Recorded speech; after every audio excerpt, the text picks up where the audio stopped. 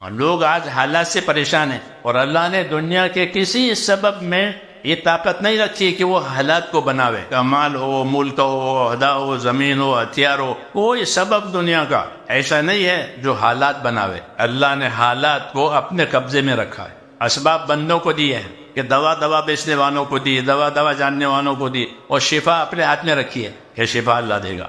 وَإِذَا مَرِضْتُ فَهُوَ يَشْفِينِ، کہ میرا خدا وہ ہے کہ جب میں بیمار ہو جاؤں وہ مجھے شفا وہ دے۔ دوائیں ہمارے قبضے میں ہیں، علاج کے اسباب ہمارے قبضے میں ہیں، ساری مشینیں ہمارے قبضے میں ہیں، اور شفا کون دے گا؟ یہ شفا اللہ دے گا۔ کہ حالات کو اللہ نے اپنے قبضے میں رکھا ہے اور اسباب کو بندوں کو دیا ہے، اس لیے اسباب سے وہ ہوگا جو اللہ چاہے گا، وہ نہیں ہوگا جو بندہ چاہے گا۔ دنیا کی تمام چیزوں کو اللہ نے مسخر کیا ہے، پابند کر دیا ہے۔ سورج کو پابند کیا، چاند کو پابند کیا، ہوا کو پابند کیا، سب پابند ہیں۔ جانور پابند ہو جاتا ہے آپ کا، آپ سواری پر سوار ہوتے ہیں تو دعا پڑھتے ہیں سبحان الذی سخر لنا ھذا وما كنا له مقرنین، یہ پاک ہے وہ پروردگار جس نے اس جانور کو میرے تابع کر دیا، میری خدمت میں لگا دیا۔ سارے اسباب جو ہیں وہ قدرت کے تحت میں ہے، تمام اسباب سے وہ چیز ہوگی جو اللہ چاہے گا۔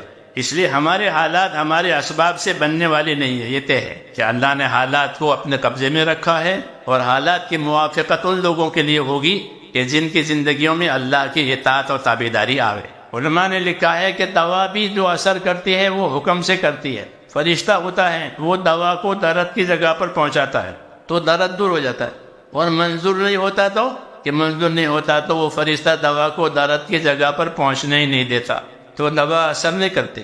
کیوں کہ اس کو روکا گیا ہے۔ مال میں یہ طاقت نہیں رکھی کہ مال حاجت پوری کرے اور مال راحت دے، بلکہ اللہ چاہے گا تو ہوگا، نہیں تو نہیں ہوگا۔ کہ مال مصیبت ہو گیا، کہ مال کو ظالموں نے دیکھ لیا اور ظالم اس کے پیچھے ہو گئے، پورا ہے دنیا میں۔ یہ اللہ بتاتے ہیں کہ جتنے غلط یقین جمیں گے اسباب کے اعتبار سے، اللہ کی قدرت اس کی کاٹ کرے گی۔